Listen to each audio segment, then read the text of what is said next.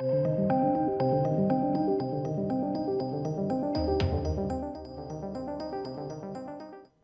you ever just think, ladies and gents, do you ever just wonder or think to yourself that you're being gaslit?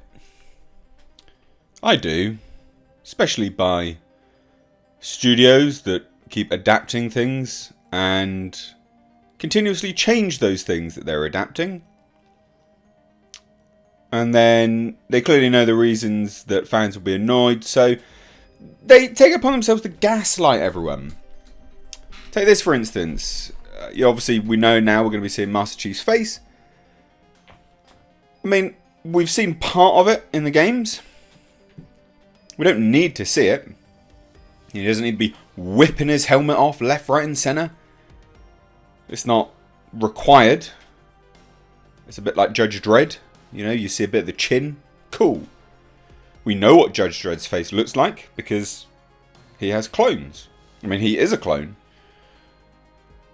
But you don't need to see it daily, right?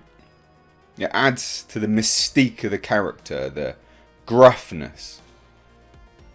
But Master Chief's face is going to be on show. And Halo star Pablo Schreiber has come out and gaslit everyone. Because that's just what you want to do for an upcoming show. But this is all too common. We get this all the time. Just continuously being gaslit. But Halo star Pablo Schreiber says that showing Master Chief's face was always a necessary thing to get the audience comfortable with going on this journey. I mean, that as an explanation, you know you're being gaslit because it doesn't make any bloody sense. At all. So according to Pablo Schreiber, the star of Paramount Plus's upcoming live-action Halo adaptation, the production team's decision to have his portrayal of iconic series lead Master Chief regularly appear without his helmet was made out of a belief that such a reveal was always a necessary thing to get the audience comfortable with going on this journey. I mean, that is such bull. Pablo Schreiber, perhaps best known for his prior role as Nick Sobotka in The Wire and Mr. Pornstache Man in Orange is the New Black, gave his insight into Master Chief's helmetless depiction during a recent appearance made at South by Southwest. Speaking with Slash film reporter Ryan Scott, he would say, well, this is of the series world premiere, which, by the way, I have a source that has seen the first 15 minutes. Apparently, the Spartans are very wishy-washy. They're not cool. My source absolutely hated the 15 minutes that they were shown. They absolutely hated it. But anyway, so the premiere was at the festival, March 15th. Schreiber explained, I always knew that the helmet off was going to be a big part of the show, because just quite frankly, it's the only way to tell this story in long-form television format. Well, that's bollocks. That's what? That doesn't make any sense. Oh, please, wow me with your explanation. The game was made as a first-person shooter, where you're meant to believe that you're the Master Chief. So the character was kept vague for that reason, and you infuse the character with your own personality and your own subtleties. This is a TV show being made for long-term success. In order to do that, you have to bring the audience along with you. Right, let me just debunk this nonsense. Again, Judge Dredd hasn't been around for like 40 odd years because we've seen Judge Dredd's face, right? We haven't. I mean, we have, but we haven't. He doesn't regularly take his helmet off. We don't see his face. And that isn't because you look at Judge Dredd as yourself. That's not how this happens. And that's long-form storytelling. I mean, it's 40 years worth of 2000 AD.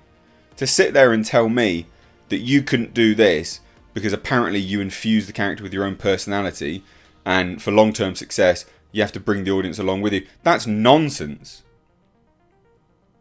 That is actual nonsense. Now, I'm not up in arms that they're showing his face, right? Like, I'm not. But I am up in arms about being gaslit. This is nonsense. And really, he continues, the only way of doing that is seeing the face, knowing how the character feeling about things, and that's how you empathise with them. That's how you go along with them on the journey. Again, no. No, you can actually emote quite a lot simply in body language. And if you can't emote with your body language, Pablo, it means you're a shit actor. Just saying, bro.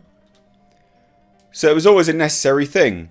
And it was a necessary thing to do early. Get the audience comfortable with going on this journey. Also, because the character has been kept vague for so long, the process of the first season is really the process of John learning who he is as a human being. So who is the Master Chief is kind of the big question that we're going to fill in the first season.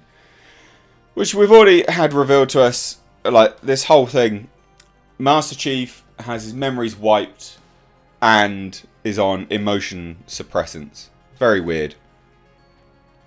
It's through the process of him learning about himself, and therefore we, as audience members, we all learn about that going along with him. And you must see his face to do that, really? Ah, such trash. Schreiber's rhetoric echoes that of 343's industry studio head, Transmedia Kiki Wolfkill, who in the wake of the February announcement that the Master Chief would have his face shown on screen for the first time in the franchise's roughly 21-year history, reasoned of this decision. I think we set out to tell a character story and personal story, and once we really got into what that story was, it became clear that you really needed to see the person in the armour and under the helmet. But I just think fundamentally, at the end of the day, you can reason this no matter, however you want. But the reason doesn't add up. Like, you don't need to see the person's face. Like, a good actor will emote through body language, subtle head tilts, subtle movements. A good cinematographer and a good storyboardist will hone in on a hand clenching. There's so many things. There's so many things you can do with sound design that emotes what the character is feeling.